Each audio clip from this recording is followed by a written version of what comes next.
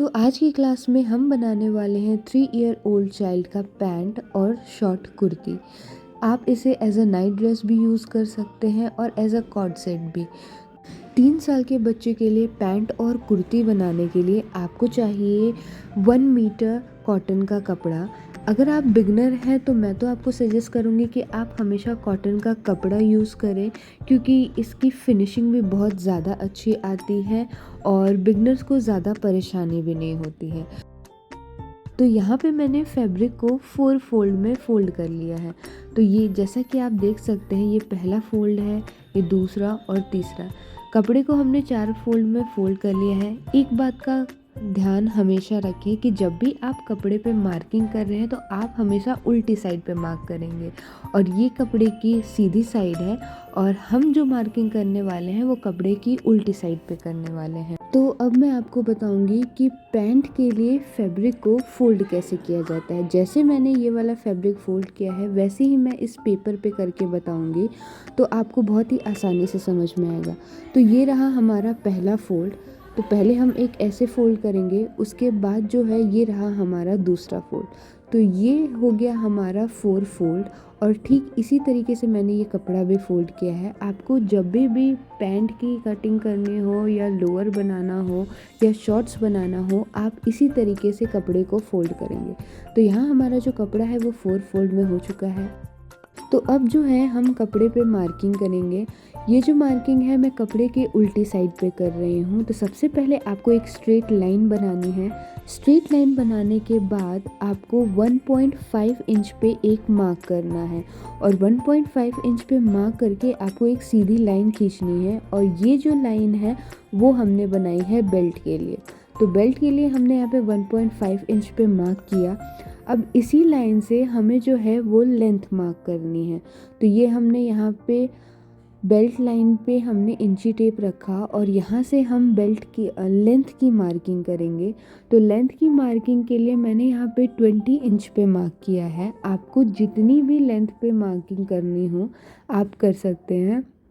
तो यहाँ पे मैंने 20 इंच पे मार्क किया है, और मार्किंग करने के बाद आप एक स्केल से एक लाइन बना दें। अब यहाँ पे हमने लेंथ की मार्किंग कर दी है, और लेंथ की मार्किंग करने के बाद हमें 1 इंच ऊपर की तरफ निशान लगाना है, और ये जो 1 इंच है वो मार्जिन के लिए है। तो यहाँ पे हमने जो है 1 इंच का निशान लगा दिया। तो ये रही हमारी स्ट्रेट लाइन। स्ट्रेट लाइन के बाद हमने मार्क किया था 1.5 इंच, जो कि बेल्ट के लिए था। उसके बाद हमने लेंथ के लिए मार्किंग की थी, और उसके बाद ये मार्जिन की लाइन हो गई। तो यहाँ पे हमने मार्किंग कंप्लीट कर ली है।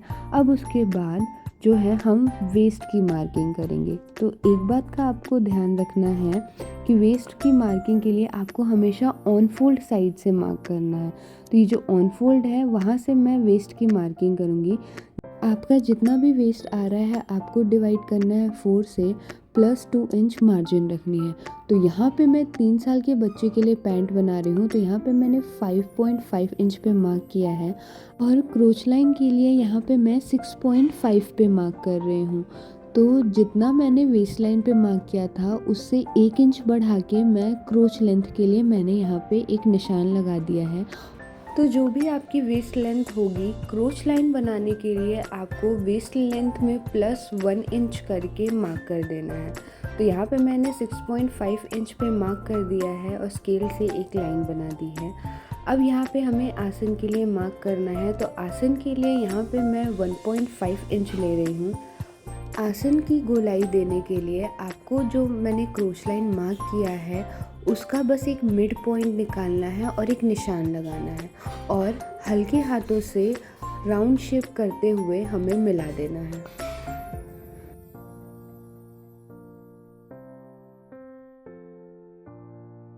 आसन हमारा बनके रेडी हो चुका है, और अब हम मार्क करेंगे मोहरी के लिए। तो मोहरी के लिए यहाँ पे मैं ले रही हूँ 4 इंचेस। तो 4 इंचेस पे मैंने मार्क किया है, और जब ये ओपन होगा तो 8 इंचेस पे होगा। तो 4 इंचेस पे मार्क करके यहाँ पे मैं आसन से इसको जॉइंट कर दूँगी। तो यहाँ पे हमारी मार्किंग पूरी तरीके से कंप्लीट हो गई है, और अब हम इसकी कटिंग करेंगे।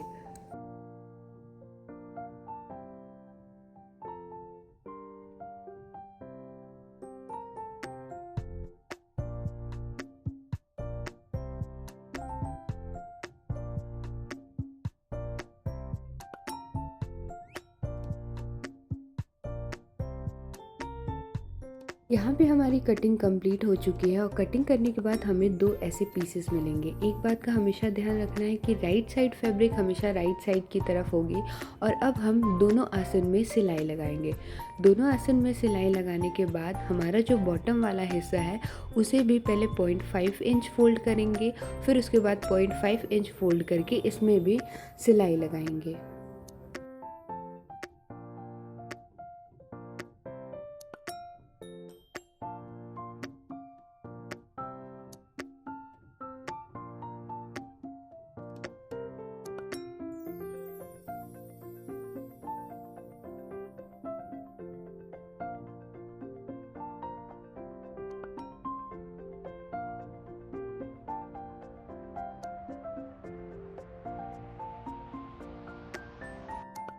तो दोनों आसन में हमने पक्की सिलाई लगा दी है और नीचे बॉटम में भी हमने इसे फिनिश कर दिया है।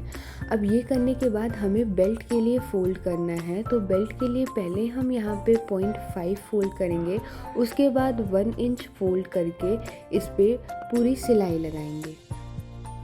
जब भी आप बेल्ट के लिए सिलाई लगाएं तो आपको एक चीज़ का ध्यान रखना है कि आपको जो बीच में है ना, वो यहाँ पे आपको 2 इंच का गैप रखना है और यहाँ सिलाई नहीं लगानी है जिससे यहाँ पे इलास्टिक जा सके। यहाँ पे मैं 0.5 इंच की इलास्टिक ले रही हूँ। आपका जितना भी राउंड वेस्ट है आप पहले उसे टाइटली मेजर करें और उसमें -2 इंच कर दें। 3 साल के बच्चे के पैंट के लिए मैंने यहाँ पे जो इलास्टिक की लेंथ ली है वो 15 इंच ली है, जिसमें से 1-1 इंच सिलाई जाएगी और फिर वह 13 इंच का हो जाएगा।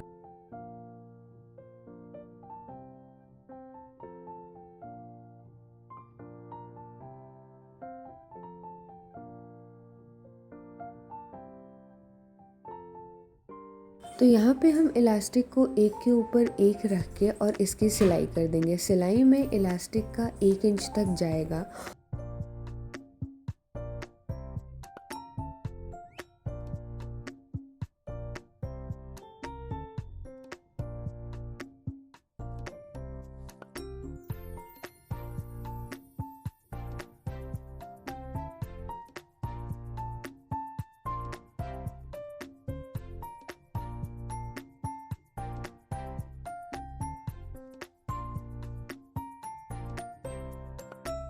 इलास्टिक डालने के लिए जहाँ से हमने 2 इंच का गैप छोड़ा था, अब उस पे भी हम सिलाई लगा देंगे।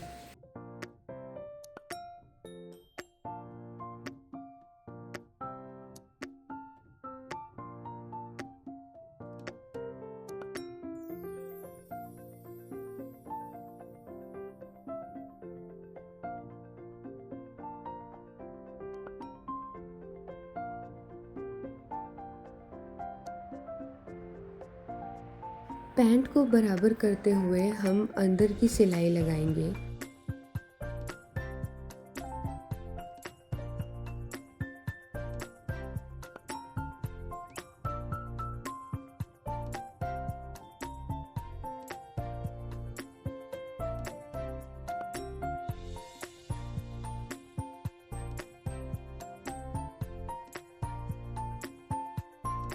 यहाँ हमारे 3 साल के बच्चे का पैंट बन के रेडी हो चुका है और इसकी फिनिशिंग बहुत ही ज़्यादा अच्छी आई है।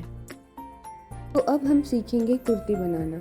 तो कुर्ती बनाने के लिए मैंने सेकंड पार्ट में वीडियो कर दिया है। अगर आपको कुर्ती बनाना सीखना है तो आप सेकंड पार्ट जाके ज़रूर देखें। तो आज की क्लास में हमने 3 साल के बच्चे का पैंट बनाना सीखा और नेक्स्ट क्लास में हम सीखने वाले हैं 3 साल के बच्चे की कुर्ती कैसे बनती है। वीडियो अच्छा लगा हो तो स्टिच विद बुलबुल को सब्सक्राइब करें, लाइक करें और शेयर करें।